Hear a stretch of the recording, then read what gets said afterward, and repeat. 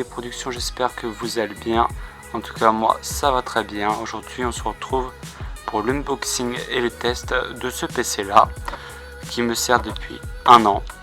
Et je voulais faire une vidéo aujourd'hui, donc ce sera sur ce PC qui est le MSI GL63 8RD. Donc nous allons commencer par l'unboxing. J'ai essayé de garder, de remettre à peu près aux mêmes endroits tous les composants de la boîte pour que vous puissiez voir ce qu'il y a dans celle-ci.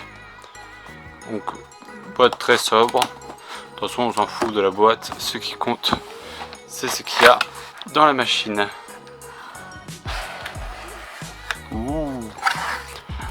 En direct live des studios. Donc comme vous pouvez le voir, en premier lieu vous aurez le PC. Donc il est assez lourd vraiment. Je vais vous le montrer de plus près. Je vous ferai des plans dessus. Donc il est assez lourd, mais il est pas très épais. Il est fin.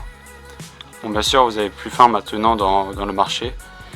Vous aurez ici un câble une prise Ethernet, une grille de ventilation, deux grilles de ventilation, trois grilles de ventilation, quatre grilles de ventilation. Donc franchement vous avez de quoi bien le refroidir. Ici vous aurez la prise de rechargement, deux ports USB type 2.0, dites-moi dans les commentaires, il me semble que c'est bien ça. Un port carte SD, et je crois qu'on a fait le tour. Nous allons retourner de l'autre côté pour les redire. Une prise jack, une prise micro, une prise USB type C, une autre prise USB et une prise HDMI.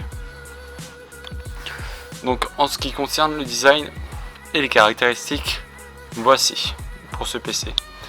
Ensuite nous allons retourner du côté de cette boîte.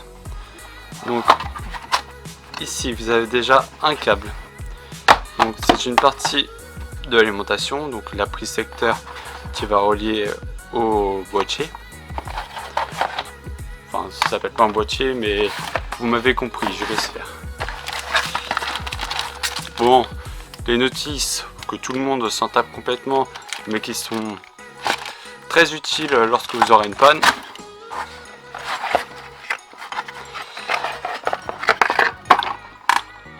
Et l'autre partie du chargeur. Donc ouais, pour vous dire, c'est à peu près la taille d'une brique, plus ou moins. Donc nous allons nous retrouver maintenant sur l'ordinateur.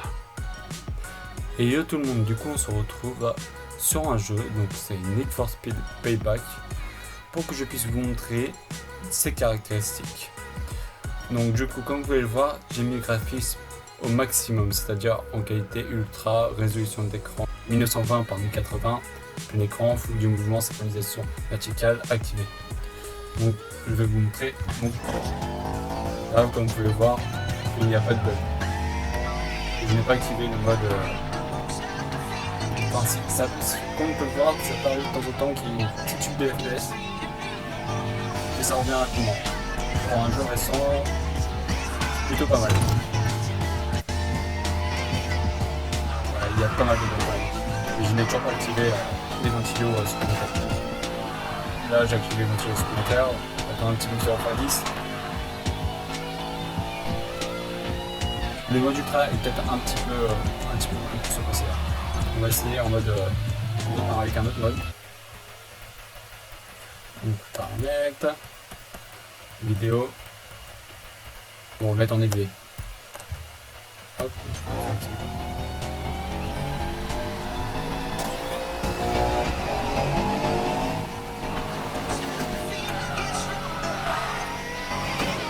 Là le jeu est clairement. Donc voilà pour le petit test de gameplay. Je vais mettre en plus le jeu et on va parler des caractéristiques dans le jeu. Donc en termes de processeur, c'est un Intel Core i5 18300H. Vous aurez sur ce PC 8 Go de RAM, extensible jusqu'à 32 Go. Vous avez en carte graphique une GTX 1050 Ti.